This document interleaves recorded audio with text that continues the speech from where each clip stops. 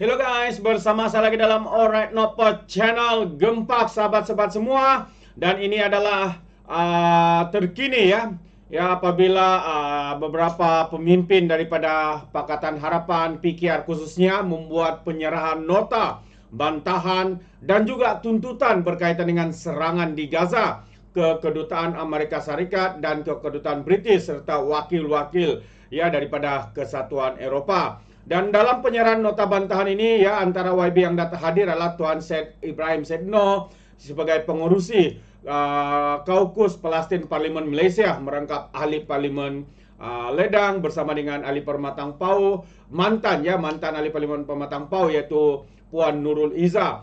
Jadi sahabat semua, saya mau kita mendengar selepas mereka menyerahkan apakah yang mereka katakan berkaitan dengan isu itu. Jadi mari kita tonton sidang media yang dibuat selepas penyerahan nota bantahan. Okay. Assalamualaikum warahmatullahi wabarakatuh. Salam sejahtera, selamat datang. Ada bau ni. Okay. Jadi pertama saya ucapkan terima kasih kerana kesabaran menunggu kami. Rombongan delegasi tadi yang masuk bertemu dengan pihak kedutaan. Bersama tadi dengan saya Syed Ibrahim Saino, ahli Parlimen Ledang, juga adalah pengurusi Kaukus Palestin Parlimen Malaysia. Bersama saya tadi adalah saudari Nurul Izzah Anwar, mantan ahli Parlimen, juga merupakan naib presiden Parti Keadilan Rakyat. Sebelah kanan saya ialah saudara Syahril daripada GPM, Global Peace Malaysia, dan kami bertiga tadi telah masuk untuk bertemu dengan pihak kedutaan. Dan yang bertemu kami tadi adalah Mr. Chris Carver. Mr. Chris Carver ialah political counselor di bawah kedutaan Amerika Syarikat. Jadi tujuan kami hadir pada petang ini ialah untuk menyerahkan nota bantahan, Notice of Protest to the United States of Government of United States of America. Dan kita bagi nota serahan tadi ini, apa yang berlaku, saya sebutkan dulu apa yang berlaku. Kita telah berikan pandangan kita dan saya telah bacakan nota bantahan ini kepada mereka secara literal, secara verbatim maksudnya. Setiap perkara dalam nota itu kami telah bacakan kepada mereka. Maknanya dia bukan hanya cakap-cakap tapi memang kita nak sebutkan secara jelas dan juga terang bahawa ini adalah notis bantahan daripada ahli-ahli parlimen dan juga daripada political activist dan juga NGO Malaysia. Jadi perkara yang utama yang telah kita sampaikan ialah yang berkenaan khusus tentang Amerika Syarikat. Tapi kita nak sebut iaitu bahawa Amerika sebenarnya sebelum ini telah pun memberikan sehingga 14.5 bilion dolar dalam bantuan ketenteraan kepada Israel. Ini adalah on top of tambahan daripada 3.8 bilion dolar kepada Israel yang mereka telah terima secara tahunan sejak 2019. Dan ini adalah 16% daripada bajet ketenteraan Israel untuk 2022. 16%. Maknanya jumlah itu sangat-sangat besar lah. Dan kita juga telah sebutkan bahawa sekarang penduduk Palestin yang maknanya hilang tempat tinggal 1.9 juta orang. 1.9 juta orang iaitu 80% daripada keseluruhan penduduk Gaza. 80% tidak ada tempat tinggal. Dan kita juga telah sebutkan bahawa ramai yang meninggal tetapi tidak ada pengkebumian yang diberikan untuk mereka. Dan pada masa yang sama ramai yang masih perlu dirawat, kanak-kanak, wanita. Ramai juga yang menunggu bantuan dipanggil bantuan basic medical supplies. Dan ramai lagi yang kebuluran kerana tidak adanya makanan dan sebagainya. Dan pada masa kami hantar ini, kita telah sebutkan tadi seramai 16,248 orang Palestin yang telah meninggal dunia. 7,112 daripada mereka adalah kanak-kanak. Kita juga telah sebutkan bahawa seramai 6,500 orang wanita dan kanak-kanak yang lain hilang dan kemungkinan mati kerana mereka dalam keadaan yang agak lama hilang dan pada masa yang sama mereka tidak ada bantuan makanan dan sebagainya. Ini berbeza dengan jumlah kepada Israel. 1,540 orang Israel yang meninggal, yang telah mati. dengan 5,600 orang yang dapatkan atau perlu mendapatkan rawatan kecederaan. Jadi kita telah sebutkan, walaupun kita percaya bahawa semua nyawa adalah penting, tak kira Palestin ataupun Israel, tetapi pada masa yang sama mesti ada keadilan dan juga kesaksamaan ya dalam kadarnya, walaupun pada masa perang. Ini penting. Dan kita sebutkan juga bahawa baru-baru ini UN Secretary General Jursa Agung PBB telah pun memetik artikel 99 daripada piagam PBB untuk menimbulkan rasa gusar, rasa isyarat jelas bahawa sebenarnya ini sudah pun merupakan satu ancaman keselamatan global dan sudah ke arah genosid, pembunuhan beramai-ramai di Gaza, dan sesuatu mesti dilakukan. Selain daripada itu, kita telah sebutkan juga berkenaan dengan banyak lagi lah perkara ya, yang saya nak ringkaskan ialah demand kita. Walaupun kita tahu bahawa ramai daripada kalangan rakyat Amerika sendiri sebenarnya adalah menyokong supaya diadakan gencatan senjata dan dikurangkan keganasan, seperti mana yang survey yang telah dibuat di Amerika Syarikat, Data for Progress, 76% daripada Democrat voters setuju bahawa ini mesti dihentikan, mesti ada gencatan senjata. Dan oleh kerana itu kita minta supaya kerajaan Amerika untuk hentikan segala direct dan indirect ya, bantuan ketenteraan yang secara langsung ataupun tidak langsung kepada Israel. Kita juga menggesa pihak Amerika untuk bertindak lebih bertanggungjawab, lebih adil dalam menangani konflik Israel dan Palestin, termasuk untuk membawa tindakan-tindakan Israel itu, tindakan-tindakan jenayah terutamanya, tanpa berbelah bagi ya. Maknanya tidak hanya lihat dari segi aspek-aspek politik dan sebagainya, tetapi ambil tindakan tegas, bertanggungjawab supaya perkara ini dibawa ke muka pengadilan. Kita juga menyambut baik pendirian Malaysia untuk mengecam tindakan Israel, untuk menggesa pihak WHO untuk mengalihkan barangan mereka daripada selatan Gaza dalam tempoh masa 24 jam. Ini adalah satu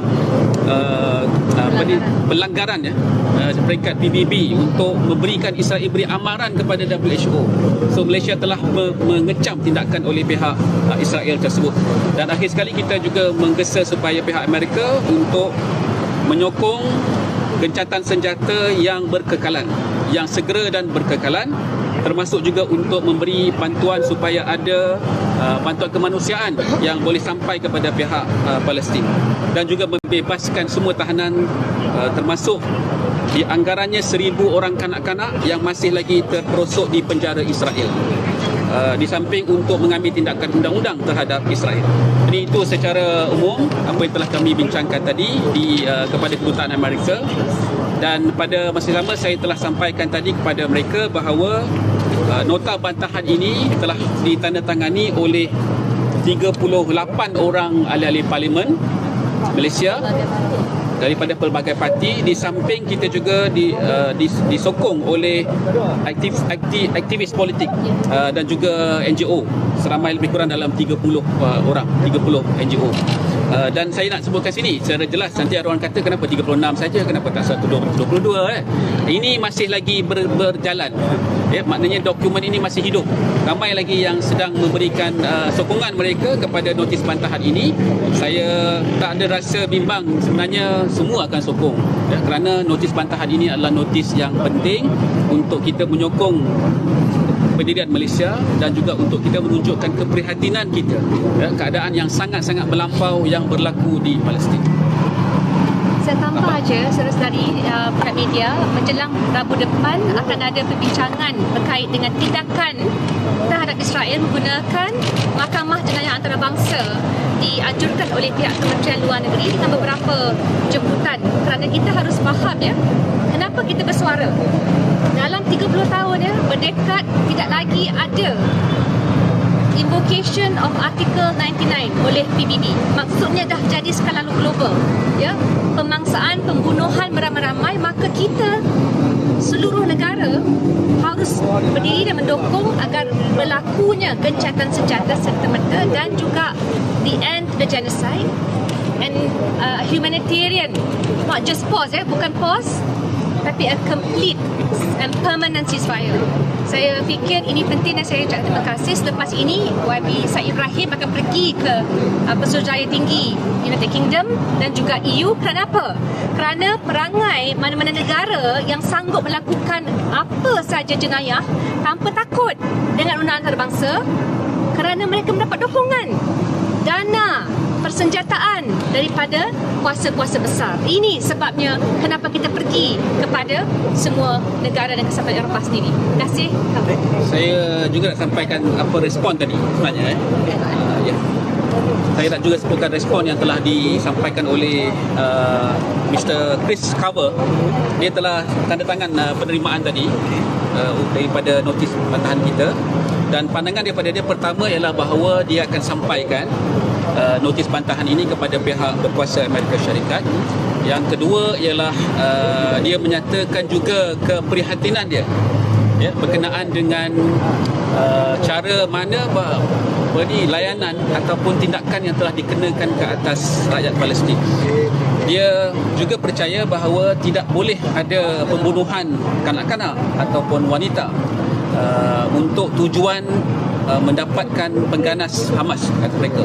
Ya, jadi maknanya perkara ini jelas, tetapi saya rasa tidak menggambarkan itulah. Jadi itu yang kami sebutkan kepada mereka. Namun kami juga telah sebutkan bahawa amat penting untuk mereka melihat ini daripada aspek kacamata sebagai seorang manusia. Ya, ini isu, kalau kita dah sampai peringkat ini tak ada, ini bukan manusia, ini sudah jadi binatang. Binatang pun lagi baik pada dia. Ya, dibom dan maknanya kanak-kanak sehingga 7,000 orang. Jadi kami memang amat berharap supaya pihak Amerika Syarikat mengambil tindakan, terutamanya setelah Setiausaha Agung PBB memetik artikel 99 daripada UN Charter. Ada orang kata artikel 99 UN Charter ni pun lebih, tak ada power. Ya, tapi hakikatnya ia hanya digunakan apabila perlu, dan pada ketika ini di bawah Setiausaha Agung ini yang pertama kali dia buat, dan ia mesti diambil tindakan oleh pihak dipanggil UN Security Council untuk bersidang dan membuat keputusan segera. Pertama, untuk menghentikan peperangan ini. Yang kedua, untuk menghantar forces, pihak ketenteraan PBB supaya perkara ini dapat dihentikan secara serta-merta. So saya rasa perkara ini kita dah sampaikan juga kepada pihak kedutaan tadi. Saya harap mereka akan ambil tindakan, sampaikan kepada pihak kuasa Amerika Syarikat. Okey, soalan. Untuk di dua kedutaan yang lain, mungkin YB boleh ringkaskan apa tuntutan di dua kedutaan yang lain itu, Kesatuan Eropah dan juga Britain. Okey, selepas ini kita akan bertemu dengan kedutaan High Commission of British, Britain High Commission, kedutaan tinggi Britain. Saya rasa kita akan menegaskan prinsip-prinsip yang serupa. Cuma dengan Britain kita ada tambahan, kerana kita juga difahamkan, malah telah pun dilaporkan dalam semua media bahawa ada warga negara Britain sendiri yang terlibat menjadi tentera Britain dan pergi ke Israel untuk berperang dengan Palestin. Jadi ini penegasan yang kita akan buat kepada pihak Britain. Mengapa mereka boleh biarkan warga negara biasa saja untuk terlibat dalam peperangan di Palestin. Jadi itu satu. Yang kedua ialah saya rasa masih lagi tentang isu ketenteraan bajet, belanjawan ataupun keuangan yang dibantu oleh pihak Britain kepada Israel. Yang itu pun kita akan tegaskan supaya dihentikan, macam sama ada secara langsung ataupun tidak langsung. Dan lain-lain perkara saya rasa serupa.